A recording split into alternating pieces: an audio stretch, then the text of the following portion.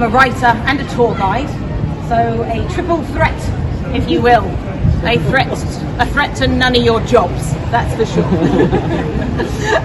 But more importantly than any of those three things, I am a Londoner. I live here in London, but I still get excited about doing this tour because I come from the east end of London, and so do all my family actually. But the west of London isn't like the east. Is this anyone's first time in London? Yeah, it's your first time in London. It is your first time in London. Well, everyone who's been to London before will tell you that we always have weather like this. No, doesn't look like a royal palace, does it? No. This red brick building, this is St James's Palace. It's actually more of a residence as a palace than Buckingham Palace itself.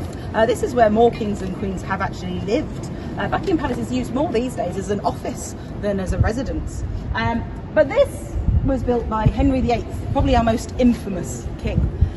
But this is a red brick building, and now this was built in 1530. So 1530, this would have been, ooh, red brick. This would have been the most modern material that you could get your hands on. This would be like the Shard of its day. This is brand spanking new. This is the most modern thing that you could have come up with. So everyone would have been very jealous of a palace like this. However, nowadays it doesn't look so impressive, does it? But this is where all statesmen, when they come to stay, this is where they stay. It's still a residence, it's still part of, so St James's Palace, it also goes into Clarence House, which is to the rear, where this is where Charles and Camilla still live today. But statesmen, all royal announcements, they're made from St James's Palace, and this is also where the changing of the guard starts from. Now, the changing of the guard, we have missed it today. If you want to catch the changing of the guard, arrive here by the Duke of Buckingham. That's where he gets his name for Buckingham Palace. Because the Duke of Buckingham, he built this for his family. So it was a stately home.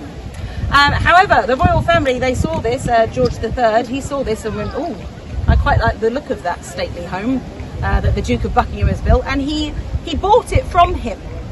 He bought it from him in 1761 for the modern equivalent of £5 million. I think that's quite a steal, don't you? I think £5 million, what would £5 million get you in this part of London nowadays? Probably a one-bedroom apartment. But it didn't always look like this. So the remaining part that you can see, so there's a sand-coloured part of the building to my right here. That's the last remaining part of the stately home that you could see. But this was actually the back of the building. The front of the building was round the other side, because with stately homes, you don't drive up to them via a road like this. It goes through the gardens. The garden's winding and lovely manicured, and so you could see the wealth around you before getting to the front of the building. And that was the case with Buckingham Palace. So it went through the gardens that were at the rear at the moment. So the back was basically an open U that you could see. It wasn't until later on when Queen Victoria, she was the first person to really make this royal residence. Although George III, when he bought it, it was for Queen Charlotte, but it wasn't really a residence at this time. It was always used as an office more than a home. But Queen Victoria took this on as her home, and she filled in the back. So a facade at the back, what we can see today, was built later on, over the 1800s. It didn't look like this though, unfortunately. This has been clad later on. But Queen Victoria, she had 9 children, and she needed more space than the stately home that was there for the nannies and all the children to grow up in. So the facade at the back is exactly what it says. It's a facade. You won't really see anything. The shutters will always be down there, and it's very much like the monarchy today. A facade. Like I say, they are the poster people of the UK.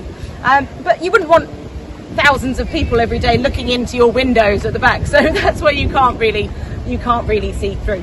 But does anyone know how we know if the Queen is home? By the flag. So is she home? No. Okay, how come? It's not the royal flag. Oh, very good today. Excellent. You're very good class today. Yes, if the Queen is home, we used to have a very simple one flag system. The one flag system worked. If the flag was up, she was in. If it's down, she was out.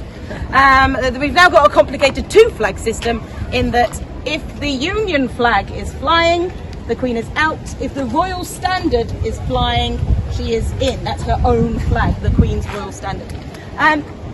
This came about in 1997 because what tragically happened in 1997? Diana. Princess Diana died, yes, which was a shock to the nation and the world wide.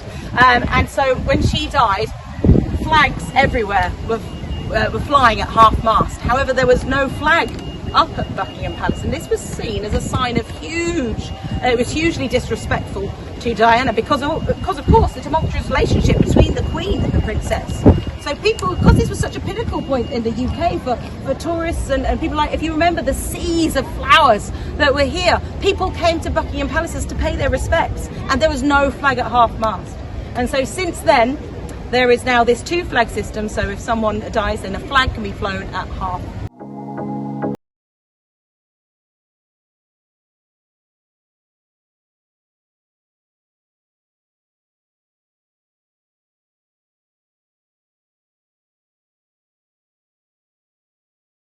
This was the hunting ground of Henry VIII when he occupied St James's Palace. So this is what he used. This had deer in it, and he would hunt deer here. But why I say this is one of my favourite royal parks is because the other ones like Hyde Park, they're so big you can't really get around them. This you can get around in about an hour, and it's got a lovely lake. There's beautiful bridges over it. It's also a bird sanctuary. So this is the only park in London which isn't lit at night. So during the day, it's beautiful to walk around, but come here during the night, it's quite spooky because there's all these weird birds making all this noise, and it's very, very dark here. But the reason it's a bird sanctuary is because in the Tower of London, those who've been to the Tower of London, you know it used to contain a menagerie. Menagerie is a sort of zoo, I guess, because people from other countries used to buy presents for our king. And what do you buy a king? So people used to bring exotic animals from their own country as a gift. So the King of Norway, he bought a polar bear. The polar bear they used to tie to a massive rope and let fish in the Thames. They had lions, so within the tower now they have something called Lion Tower. They had monkeys, they had elephants, they had numerous animals. And you could go and see these animals. They did open it up to the public.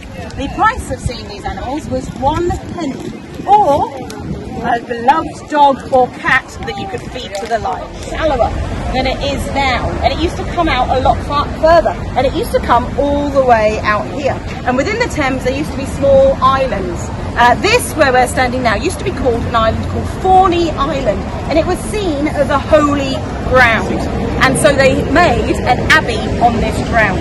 Now the abbey grounds spread a long way, not just on Forney Island, they went all the way back to where we started at Leicester Square, if you remember, so all that way, and then just down the road from Leicester Square is a place called Covent Garden. This has been shortened because it used to be the Convent Garden.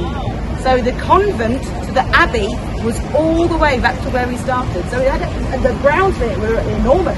But in recent times, the Thames has been dredged, the islands have been joined together, and we've built on all the land it's surrounding. But the Thames has got a lot narrower and a bit deeper since then.